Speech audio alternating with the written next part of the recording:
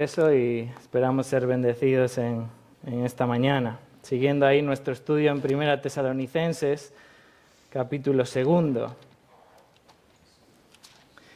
Quisiera comenzar en esta mañana leyéndoos una carta escrita por un misionero.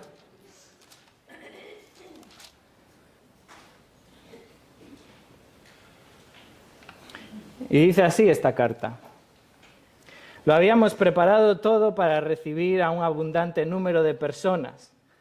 El hermano que tiene su hogar en este pueblo nos había facilitado unos tablones grandes para utilizarlos como asientos extra. Pero cuando faltaba menos de una hora para comenzar la reunión, recibimos un mensaje del delegado, del representante militar, comunicándonos que nos esperaba en el despacho del alcalde. Allí encontramos reunida a la corporación municipal en pleno, con el alcalde.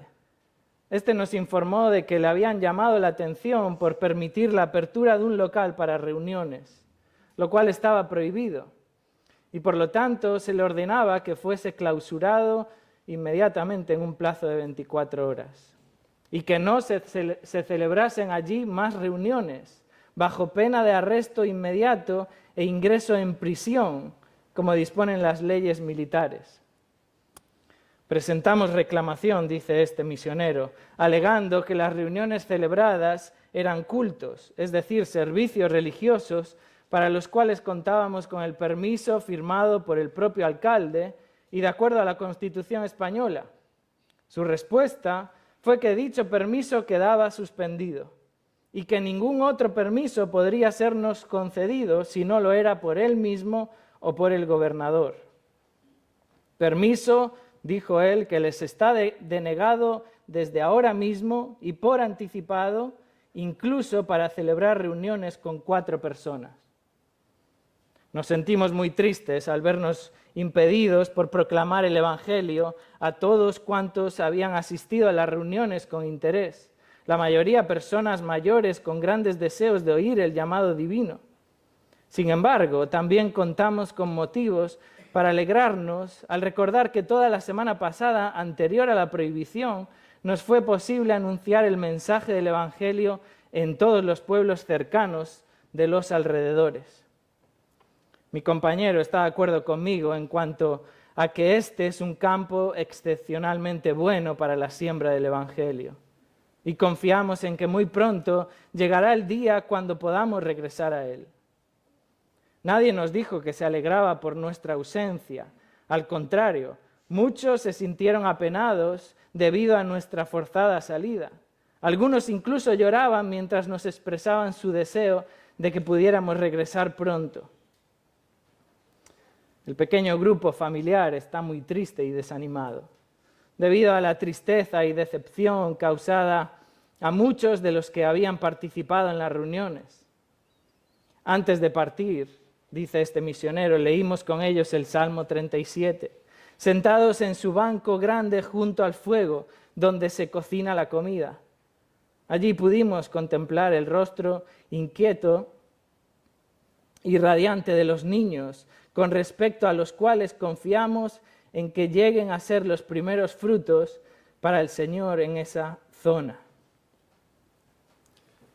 Mugeimes, 1924. Esta carta fue escrita por el misionero británico Don Edmundo Woodford, 1924, después de haber estado ministrando en Mugeimes, en la provincia de Orense. Un corazón dedicado a la obra del Evangelio. Aún en medio de la oposición, aún en medio de la prueba, aún en medio de la aflicción, este hombre fue un ejemplo de un corazón dedicado a la obra del Evangelio. Y esta es la enseñanza que en esta mañana nos enseña el apóstol Pablo por medio de la palabra de Dios en este pasaje que nos corresponde en esta mañana. Primera Tesalonicenses, capítulo 2, versos del 17 al 20. Os invito a que leamos juntos este pasaje empezando en el verso 14.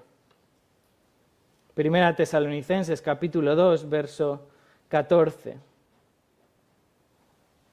Porque vosotros, hermanos, vinisteis a ser imitadores de las iglesias de Dios en Cristo Jesús que están en Judea, pues habéis padecido de los de vuestra propia nación las mismas cosas que ellas padecieron de los judíos, los cuales mataron al Señor Jesús y a sus propios profetas, y a nosotros nos expulsaron, y no agradan a Dios, y se oponen a todos los hombres, impidiéndonos hablar a los gentiles para que éstos se salven. Así colman ellos siempre la medida de sus pecados, pues vino sobre ellos la ira hasta el extremo. Pero nosotros, hermanos, separados de vosotros por un poco de tiempo, de vista pero no de corazón, tanto más procuramos con mucho deseo ver vuestro rostro, por lo cual quisimos ir a vosotros. Yo, Pablo, ciertamente una y otra vez, pero Satanás nos estorbó. Porque ¿cuál es nuestra esperanza, o gozo, o corona de que me gloríe? ¿No lo sois vosotros delante de nuestro Señor Jesucristo en su venida? Vosotros sois nuestra gloria y gozo. Si recordáis, aquellos que estuvimos el domingo pasado, consideramos los versos 14 al 16, donde vimos cómo los creyentes de Tesalónica sufrían fuertemente oposición por el Evangelio, probablemente maltratados, probablemente oprimidos, acusados sin duda de traición, rechazados en sus familias, en sus organismos sociales, todo tipo de amenazas para que abandonasen la fe. Una de las cosas por las cuales atacaban a los tesalonicenses era precisamente por el ministerio de Pablo. Desacreditaban al apóstol Pablo, diciendo que este era un farsante, que este había venido a la ciudad de Tesalónica y les había embaucado con cierta filosofía.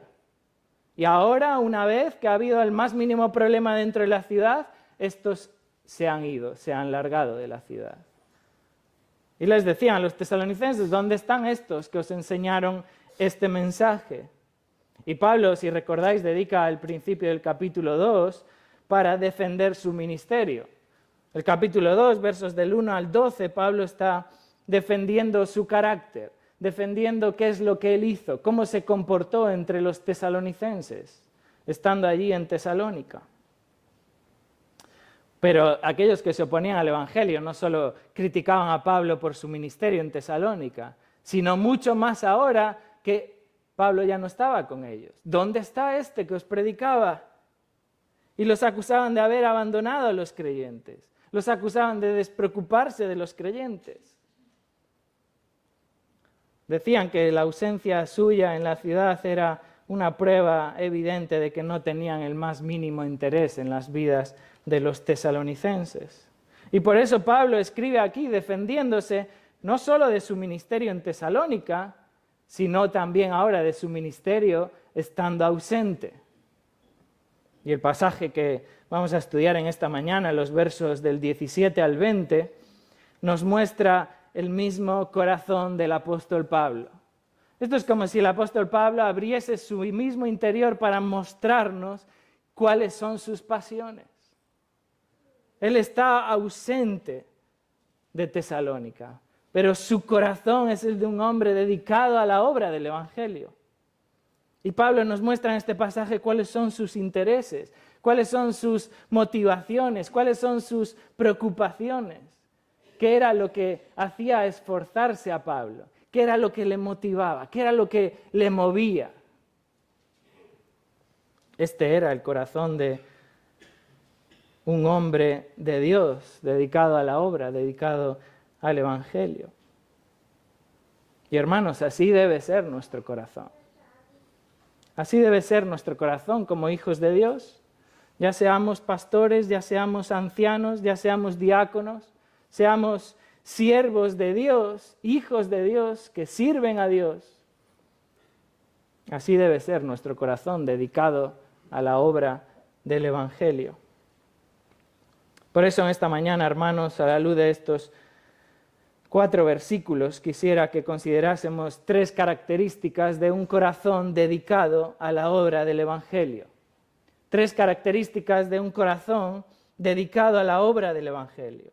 Así debe ser nuestro corazón. Así debe ser el corazón de un hombre, de una mujer que sirve dedicadamente al Señor. Y la primera característica que encontramos es que un corazón dedicado a la obra del Evangelio ama a la Iglesia. Ama a la Iglesia. Verso 17. Pero nosotros, hermanos, separados de vosotros por un poco de tiempo, de vista pero no de corazón, tanto más procuramos con mucho deseo ver vuestro rostro. Por lo cual quisimos ir a vosotros, yo, Pablo, ciertamente una y otra vez. Este es el corazón del apóstol Pablo. El corazón pastoral de Pablo se demuestra en su amor sacrificial, en su amor y su preocupación por la Iglesia. Él ama a la Iglesia. Fijaros cómo comienza el verso 17, con este pero, indicando aquí un contraste. Por un lado, la actitud de estos judíos, verso 14 al 16, que perseguían a la Iglesia, que se oponían. Estos judíos eran enemigos del Evangelio. Por otro lado, la actitud del apóstol Pablo, que amaba a la Iglesia. Y Pablo está haciendo ahora este contraste aquí para mostrarles cuál es el amor del mismo Pablo por ellos. Ellos los judíos, ellos los que están en Tesalónica, ellos los que se oponen a vosotros y os hacen sufrir. Pero nosotros os amamos. Pero nosotros os amamos, dice Pablo. Y notar que se dirige a ellos como hermanos. Y esta no es la primera vez que Pablo se dirige a los tesalonicenses como hermanos. Ya lo hizo en 4 ocasiones anteriores, en el capítulo 1, verso 4, en el capítulo 2, en el verso 1, en el 9, en el 14. Y lo seguirá haciendo a lo largo de la carta. Hasta 14 veces Pablo se dirige a los tesalonicenses como mis hermanos, como los miembros de mi misma familia. La misma familia espiritual, como hijos del mismo Padre Celestial, mis hermanos. Y Pablo reconoce aquí en este verso 17 que han sido separados por un poco de tiempo. Y este verbo, separados, en el verso 17, significa literalmente ser dejados huérfanos. Ser dejados huérfanos. Podía ser aplicado tanto a hijos que perdían a sus padres, cuyos padres morían y de esta manera perdían a sus padres y quedaban huérfanos. Pero se puede referir también a padres que eran despojados de sus hijos, a padres a cuyos hijos les eran arrancados. Y esto es lo que sucedió a Pablo y sus colaboradores. ¿Recordáis cómo tuvieron que salir de Tesalónica? Fueron expulsados de Tesalónica. Se había formado una gran turba, habían perseguido a los creyentes, los habían llevado delante de los gobernadores, los estaban acusando y juzgando de traición a César.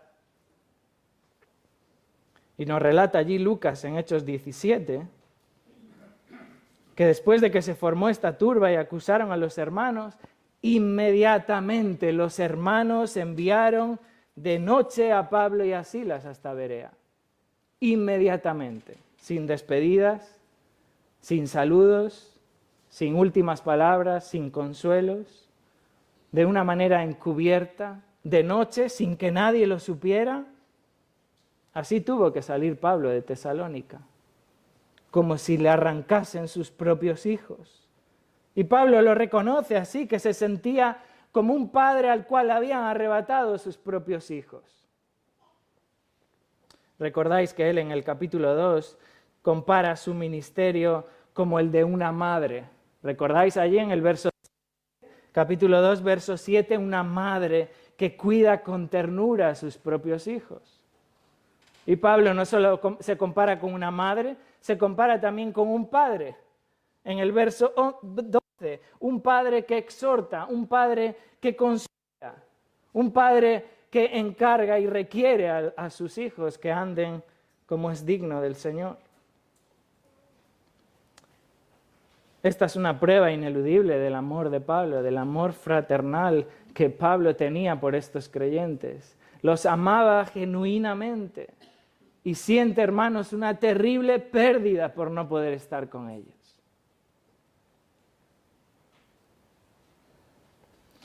Y no obstante, Pablo recuerda que ha sido por un poco de tiempo. Él dice un poco de tiempo. Su ausencia entre los tesalonicenses ha sido algo temporal, por un corto espacio de tiempo. Esta es la idea. Y el mismo Pablo reconoce también que han sido separados de vista, pero no de corazón. Es cierto que no pueden estar con ellos ahí físicamente en Tesalónica. Es cierto que de vista no tienen a los tesalonicenses, pero Pablo está con ellos espiritualmente. Pablo está con ellos de corazón. No puede ver su rostro, no puede abrazar a los tesalonicenses, pero su corazón está ahí recordándoles siempre, mencionándolos en sus oraciones. Separados físicamente, pero unidos de corazón, acordándose de ellos en sus oraciones, mencionándolos siempre delante de Dios, preocupándose por ellos. Fijaros cómo Pablo dice algo similar a los filipenses. En su carta a los Filipenses, capítulo 1.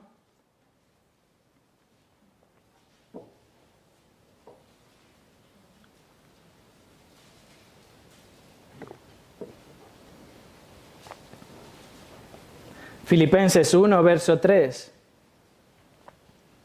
Doy gracias a mi Dios siempre que me acuerdo de vosotros, siempre en todas mis oraciones, rogando con gozo por todos vosotros, por vuestra comunión en el Evangelio, desde el primer día hasta ahora, estando persuadido de esto, que el que comenzó en vosotros la buena obra, la perfeccionará hasta el día de Jesucristo. Como me es justo sentir esto de todos vosotros, por cuanto os tengo en el corazón y en mis prisiones, y en la defensa y confirmación del Evangelio, todos vosotros sois participantes conmigo de la gracia, porque Dios me es testigo de cómo os amo a todos vosotros, con el entrañable amor de Jesucristo. Este es el apóstol Pablo expresando su mismo corazón delante de los filipenses, cómo os amo a todos vosotros, cómo doy gracias a mi Dios siempre acordándome de vosotros, en todas mis oraciones, rogando por vosotros. Estando convencido de esto, dice Pablo, que el que hizo la obra, el que comenzó la obra en vosotros, la va a perfeccionar, porque es la obra de Dios, es la salvación, es de Dios. Y Pablo está mostrando su corazón, mostrando el amor, y aunque Pablo está apresado, aunque Pablo está en la cárcel, escribe a estos hermanos diciéndoles, os tengo en el corazón. Pablo amaba a la iglesia. Fijaros lo que escribe a los colosenses, en Colosenses capítulo 2.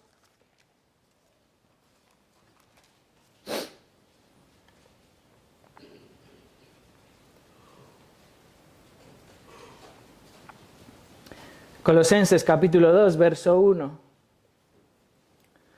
Porque quiero que sepáis cuán gran lucha sostengo por vosotros y por los que están en la Odisea y por todos los que nunca han visto mi rostro, para que sean consolados sus corazones, unidos en amor, hasta alcanzar todas las riquezas de pleno entendimiento, a fin de conocer el misterio de Dios el Padre y de Cristo, en quien están escondidos todos los tesoros de la sabiduría y del conocimiento.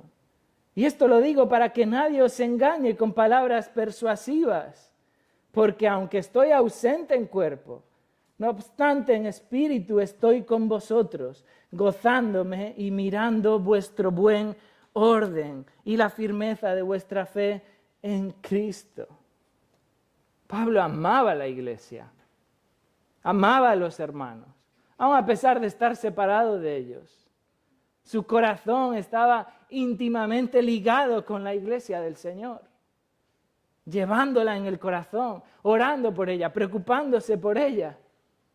Y hermanos, tenemos que preguntarnos si este es nuestro corazón, si amamos de esta manera a la iglesia, si amamos así a nuestros hermanos en Cristo, llevándolos en nuestro corazón, orando por ellos siempre, preocupándonos por ellos siempre, preocupándonos por su crecimiento, por su madurez espiritual.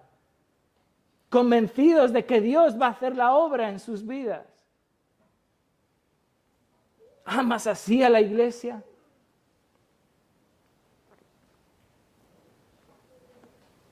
Y Pablo añade en este verso 17, 1 Tesalonicenses 2:17, diciendo: tanto más procuramos con mucho deseo ver vuestro rostro.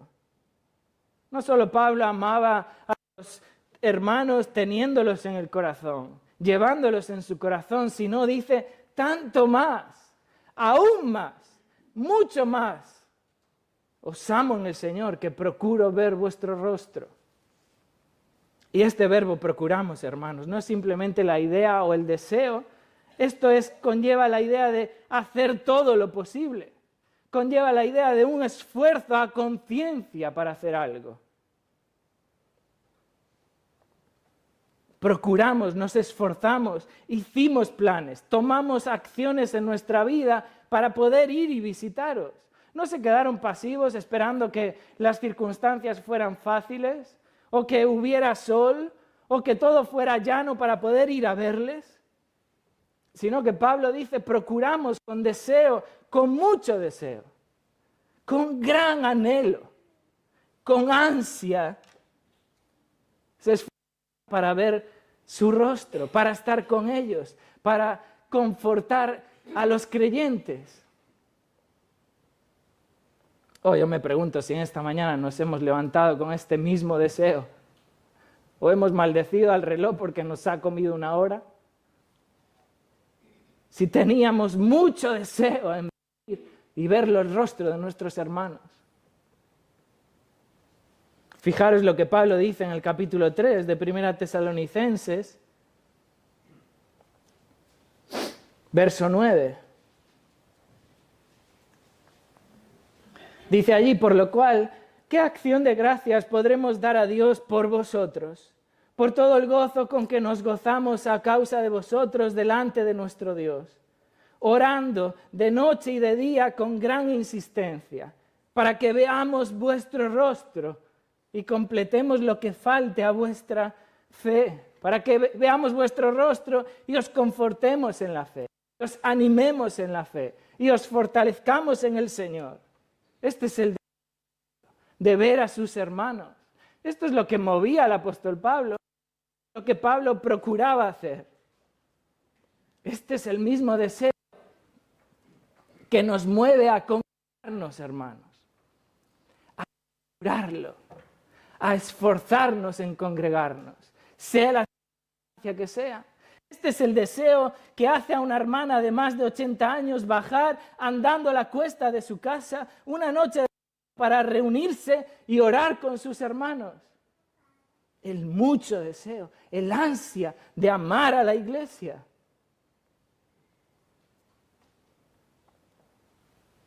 Este es el deseo de una hermana que restringe las visitas en su casa un día domingo para así poder asistir al culto de la tarde. Esto es mucho deseo, hermanos. Esto es amar la iglesia de Dios.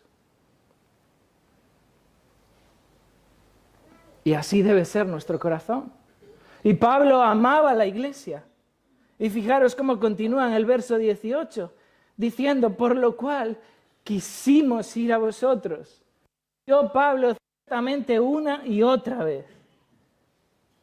Y Pablo emplea esta frase para confirmar la frase anterior. Procuramos con gran deseo ver vuestro rostro porque quisimos ir a vosotros. Ya que quisimos ir a vosotros. Esto es un hecho en la vida del apóstol Pablo, que quiso ir a ver a los tesalonicenses. No solamente fue una propuesta que quedó en el papel, sino que él realmente hizo todo lo posible para ir a verlos.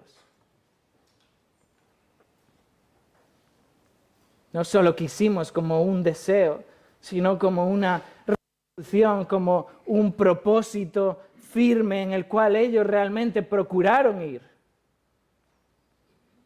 Y fijaros como Pablo enfatiza aquí no solamente una vez, sino varias veces. El mismo apóstol Pablo, una y otra vez. No tanto indicando que lo hizo continuamente, sino que lo ha hecho una vez y dos y más de dos. En más de una ocasión, el apóstol Pablo quiso ir a verlos. Hermanos, el corazón de Pablo rebosa amor a la iglesia. ¿Cuánto cambiarían las cosas en nuestras iglesias si todos tuviésemos ese amor que tenía el apóstol Pablo? Amor por los hermanos, teniéndolos en el corazón, orando por ellos, preocupándonos por ellos, velando por la situación espiritual de mis hermanos, confortando su fe, con un interés genuino en la vida de mis hermanos, esforzándome en procurar, en hacer todo lo posible para ver a mis hermanos. Un corazón dedicado a la obra del Evangelio. Y debemos preguntarnos, hermanos, cada uno de nosotros en nuestros corazones, ¿amas a la iglesia?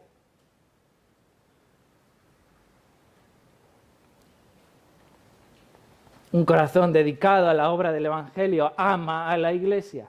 No solamente ama a la iglesia, sino también en segunda característica de un corazón dedicado a la obra del Evangelio, es que reconoce al enemigo. Reconoce al enemigo. Fijaros cómo concluye verso 18, pero Satanás nos estorbó. Pablo hizo todo lo posible. Pablo procuró con anhelo, con mucho deseo. Él quiso ir a verlos, pero Satanás nos estorbó. Fijaros cómo Pablo reconoce quién es su enemigo. Su enemigo no son los hermanos. Él no dice, no fui a veros porque erais muy malos. No fui a veros porque no me mostrasteis amor. No fui a veros porque no me recibisteis. No fui a veros porque Satanás nos estorbó. Este es nuestro enemigo, hermanos.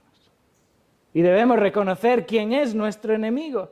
Y fijaros en este verbo estorbar. Este verbo era un término militar que se empleaba para evitar el avance de las fuerzas enemigas. Era cuando los soldados iban a un lugar, a una carretera que comunicaba diferentes zonas y la obstaculizaban, la destruían por completo para así evitar el avance del enemigo. Esta es la idea. Satanás nos estorbó. Satanás nos entorpeció. Satanás nos puso trabas. Obstruyó nuestro camino. Boicoteó nuestro plan. Trató de impedir que vayamos a veros. No sabemos cómo lo hizo. El texto no nos dice cómo Satanás estorbó a Pablo, pero sí sabemos que lo hizo por medio quizás de alguna circunstancia. Quizás la fuerte oposición que había en Tesalónica, aquella situación que estaba llevando a los mismos creyentes a ser acusados, a ser maltratados y encarcelados por traición. O quizás una enfermedad del apóstol Pablo, su salud. No sabemos qué es lo que le estorbó, pero Pablo reconoce que fue Satanás quien le estorbó. Fijaros en Gálatas capítulo 5, cómo Pablo reconoce allí a su enemigo. Gálatas 5.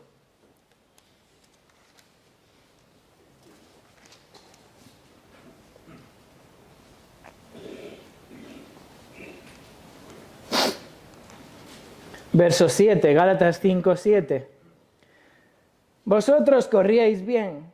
¿Quién os estorbó para no obedecer a la verdad? Esta persuasión no procede de aquel que os llama. Un poco de levadura leuda toda la masa.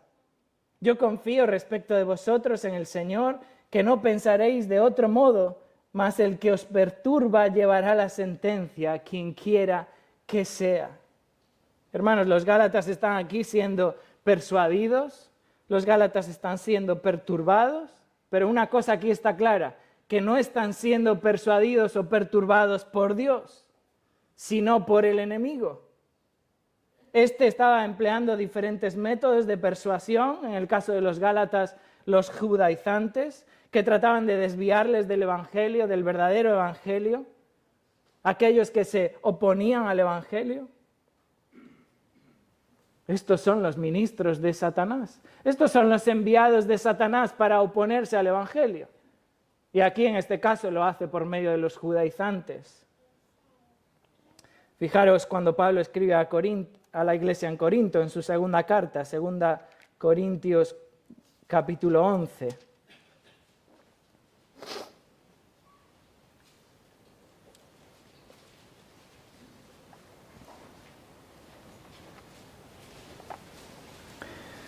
Segunda Corintios capítulo 11,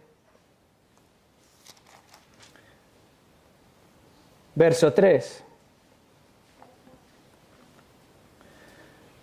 Pero temo que, como la serpiente con su astucia engañó a Eva, vuestros sentidos sean de alguna manera extraviados de la sincera fidelidad a Cristo. Porque si viene alguno predicando a otro Jesús que el que os hemos predicado, o si recibís otro espíritu que el que habéis recibido, u otro evangelio que el que habéis aceptado, bien lo toleráis. Y Pablo está escribiendo a estos creyentes en Corinto diciendo que se están extraviando del evangelio. Fijaros cómo está relacionando en el verso 3 la serpiente antigua, Satanás, que con su astucia engañó a Eva, y comparándolo con aquellos que estaban viniendo, verso 4, a predicar otro Jesús, a predicar otro evangelio. Y fijaros cómo Pablo termina en el verso 11, verso 13, llamándoles a estos que predicaban otro evangelio. 2 Corintios capítulo 11, verso 13. Porque estos son falsos apóstoles, estos son obreros fraudulentos que se disfrazan como apóstoles de Cristo. Verso 14. Y no es maravilla porque el mismo Satanás se disfraza como ángel de luz. Así que, verso 15. No es extraño si también sus ministros se disfrazan como ministros de justicia. Satanás está aquí empleando a los falsos maestros, aquellos que estaban predicando otro evangelio, aquellos que estaban engañando, aquellos que estaban tratando de extraviar a los creyentes. Y fijaros cómo les llama Pablo, estos son ministros de Satanás. Estos son siervos de Satanás. ¿Quién es vuestro enemigo? ¿Quién está tratando de estorbar el evangelio? Satanás es nuestro enemigo. Satanás es quien nos estorba, quien estorba y quien se opone al evangelio. Y Pablo reconoció que fue Satanás quien la había estorbado. Quizás por medio de oposición, quizás por medio de una enfermedad. Pero Pablo sí supo que esta oposición provenía de Satanás. ¿Y por qué, hermanos? ¿Por qué era Satanás? Porque esto estorbaba al evangelio. Porque esto iba en contra del avance del evangelio. Por eso Pablo tiene la seguridad, este es Satanás estorbándonos. Esto, hermanos, es lo que le sucedió a don Edmundo allí en aquel pueblo, en Mugeimes, 1924, a punto de comenzar un culto. Las autoridades le llaman, cierran el local, prohíben celebrar reuniones. Satanás estorbando el evangelio. Pero hermanos, allí en aquella casa, en aquella familia, 2 niños escuchando a este hombre, viendo toda aquella situación, 10 años, 14 años, don Adón González, don Lisardo González, mi abuelo. Mira, Satanás puede estorbar el evangelio, pero Dios es soberano. Satanás puede obstaculizar el camino, Satanás puede tratar de hacer que caigas, de hacer que el evangelio de Dios no crezca, no se expanda, no avance. Pero Dios es soberano y Dios sigue siendo soberano. Satanás siempre trabaja para destruir. Satanás siempre trabaja para impedir el avance del Evangelio. Pero hermanos, siempre lo hace con el permiso de Dios. Fijaros en la historia de Job, cómo es el mismo Satanás el que va a pedir permiso a audiencia de Dios. Es Dios, hermanos, quien en su providencia permite actuar a Satanás y estorbar el Evangelio. Satanás no puede hacer nada que no le sea permitido por Dios. Satanás no puede hacer nada que sea contrario a la providencia de Dios. Satanás puede estorbarnos, puede impedir que prediquemos el Evangelio, puede incluso impedir que realicemos algo que pensamos que es lo mejor para el Evangelio. Pero los planes de Dios son supremos, los planes de Dios son soberanos, están por encima incluso de nuestros propios planes. Y si Dios lo permite, es porque es mejor.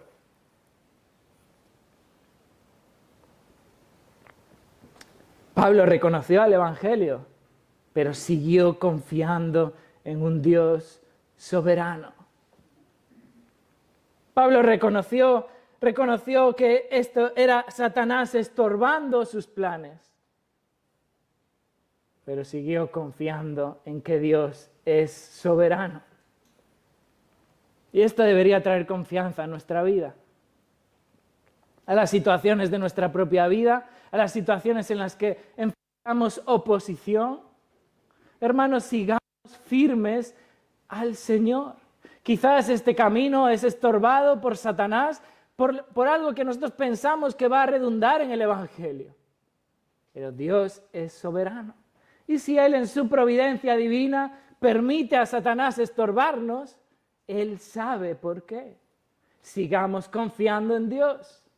No tratemos de hacer lo que ahora tratan de hacer muchos, de atar a Satanás o de echar fuera demonios. Dios es soberano, hermanos. Dios es Rey soberano. Pero reconozcamos al enemigo. Reconozcamos que Satanás nos estorba. Y sigamos confiando en este Dios soberano. Un corazón dedicado a la obra del Evangelio ama a la Iglesia, reconoce al enemigo. Y la tercera característica en los versos 19 y 20 es que prosigue al objetivo. Un corazón dedicado al Evangelio persiste, prosigue en su objetivo. ¿Cuál era la gloria y el gozo de Pablo? ¿Cuál era lo que motivaba a Pablo? ¿Qué era lo que impulsaba al apóstol Pablo? Los propios tesalonicenses. Lo que llevaba a Pablo a seguir su objetivo era presentar a estos creyentes perfectos en la venida de Cristo. Los tesalonicenses son el fruto preciado del Evangelio, son la gloria y el gozo del apóstol Pablo. Fijaros en este verso 19, afirmando que para el apóstol Pablo los tesalonicenses son su esperanza, los tesalonicenses son su gozo, los tesalonicenses son su corona.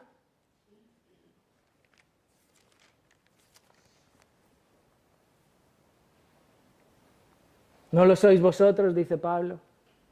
Esto es retórico. Claro que sí, lo sois vosotros. Vosotros sois mi esperanza, dice Pablo.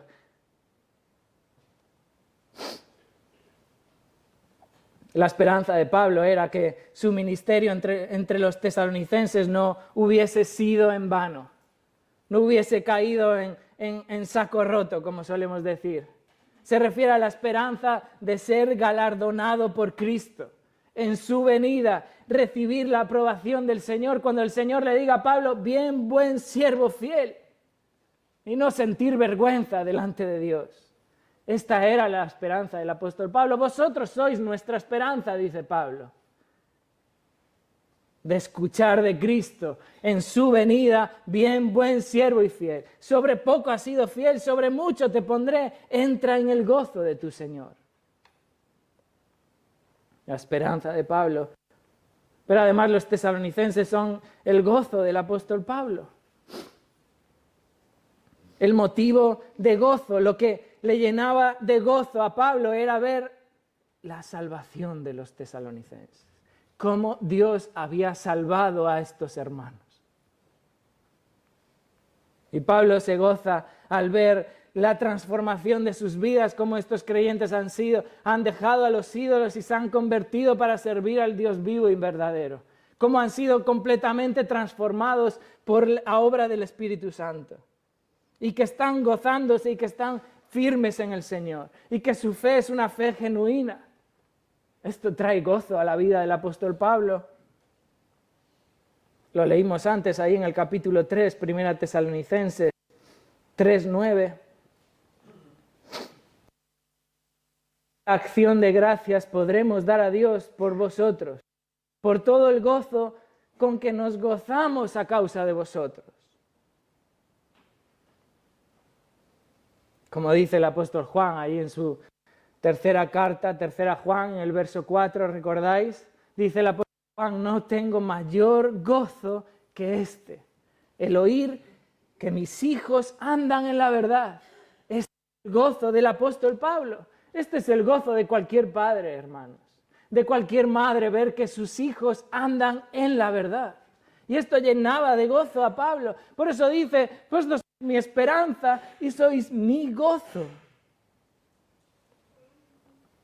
Y añade diciendo que también los tesalonicenses son su corona, la corona de Pablo. Aquel símbolo de haber acabado con victoria la carrera, de haber vencido en la lucha.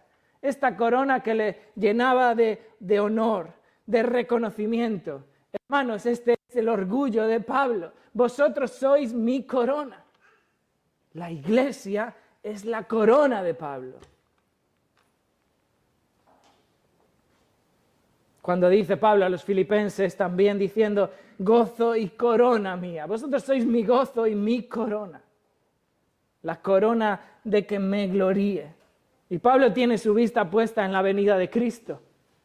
Pablo tiene su vista puesta cuando el Señor venga a recoger a su iglesia. Y ver la obra que el Señor ha hecho en los tesalonicenses.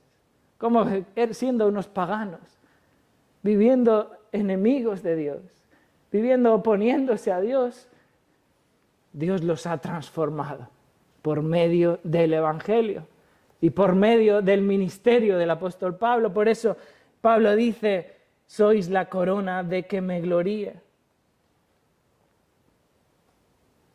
Fijaros en Filipenses capítulo 2. Si me acompañáis a Filipenses capítulo 2.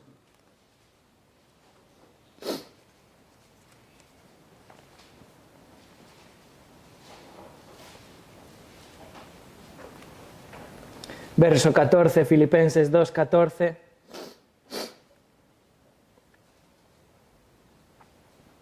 Haced todo sin murmuraciones y contiendas.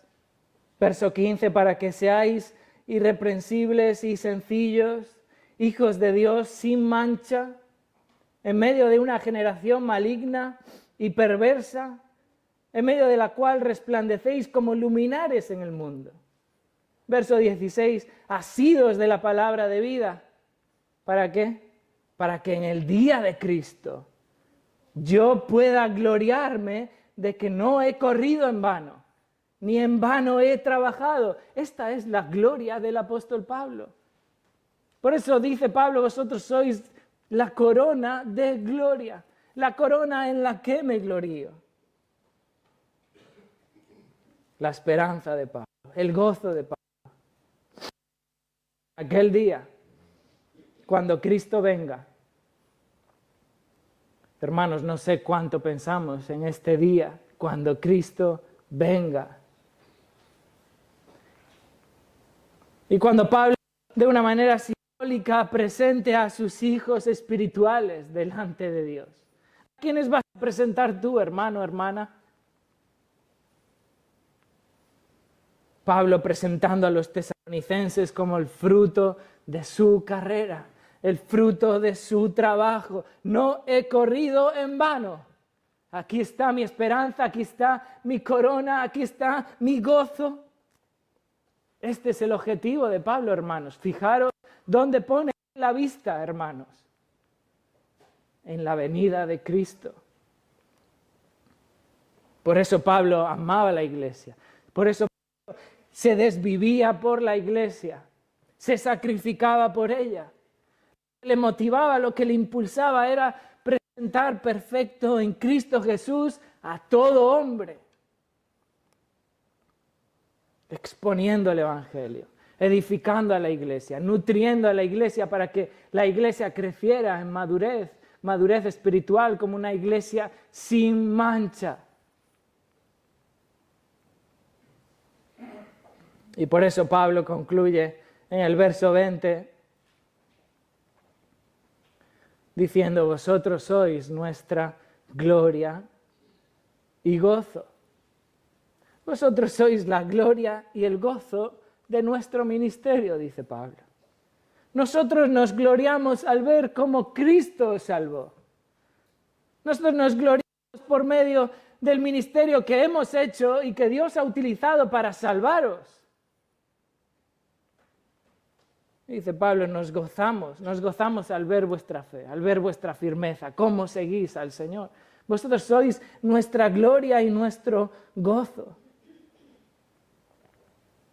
Fijaros en 2 Corintios, como Pablo también expresa la misma idea a la iglesia en Corinto. 2 Corintios capítulo 1.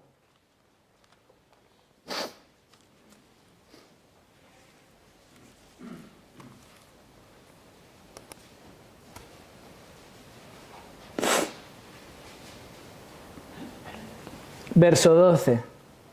2 Corintios 1, 12.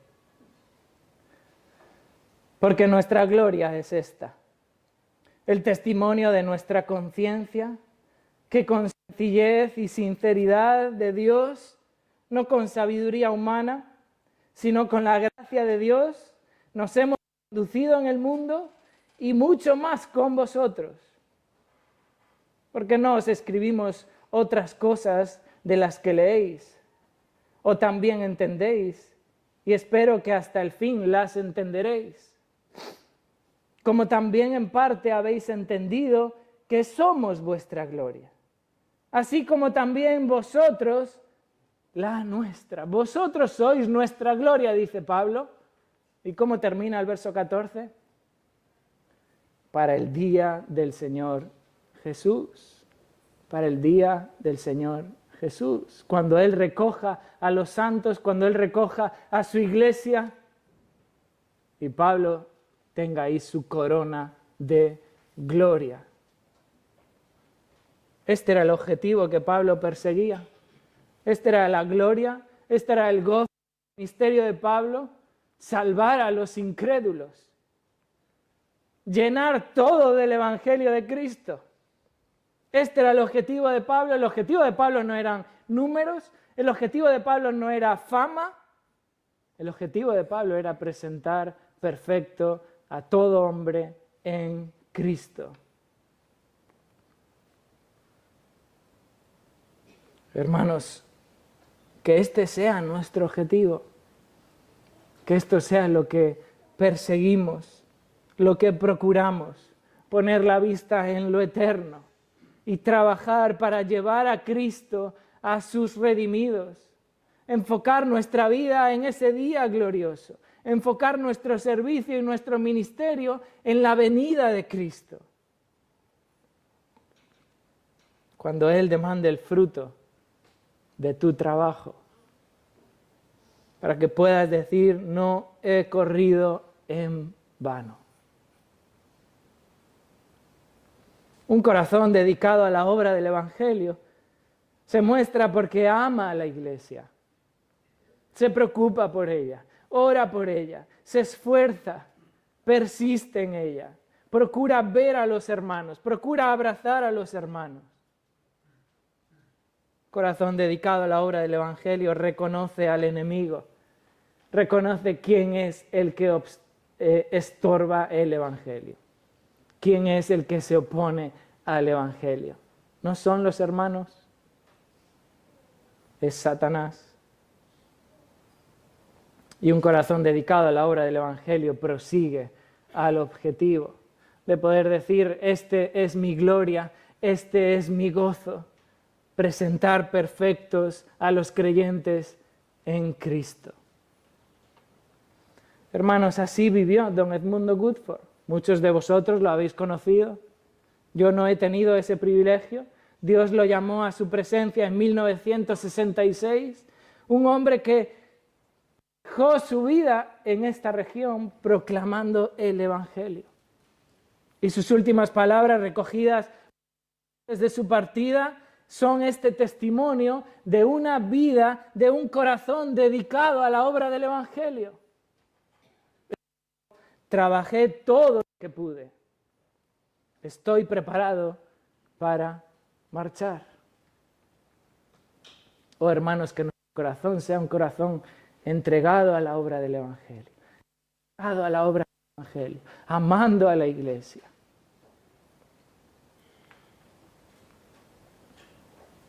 Que el Señor obre en nuestras vidas. Oremos. Señor, te damos muchas gracias en esta mañana al leer tu palabra y ver el ejemplo del apóstol Pablo, ver su corazón abierto, Señor, mostrándose a nosotros, ver cuáles son sus motivaciones, sus pasiones, lo que lo movía. Gracias, Señor, por este ejemplo. Gracias, Señor, porque por medio de tu Espíritu inspiraste al apóstol Pablo a escribir tu palabra con un propósito, Señor, con el propósito de enseñar a tu iglesia, con el propósito de edificar a tus hijos, con el propósito de confrontar nuestra vida. Ayúdanos, Señor. Obra en nuestra vida, que tu Espíritu discierna nuestros pensamientos, nuestras intenciones, y tu palabra penetre, Señor. Y seamos confrontados con esta realidad de un corazón realmente dedicado, Señor, al Evangelio. Ayúdanos, Señor, ayúdanos a amar a la iglesia. Ayúdanos, Señor, reconociendo en cada momento, en cada circunstancia, quién es nuestro enemigo. Y ayúdanos, Señor, para proseguir a ese objetivo, Señor. Puestos los ojos en ese día glorioso, cuando tú vengas, cuando tú regreses a buscar a tu pueblo y tú puedas, Señor, decirnos: bien, buen siervo, fiel. Sobre poco has sido fiel, sobre mucho te pondré. Entra, Señor, entra en el gozo de tu Señor. Anhelamos esto, Señor, y oramos en el nombre de Cristo. Amén.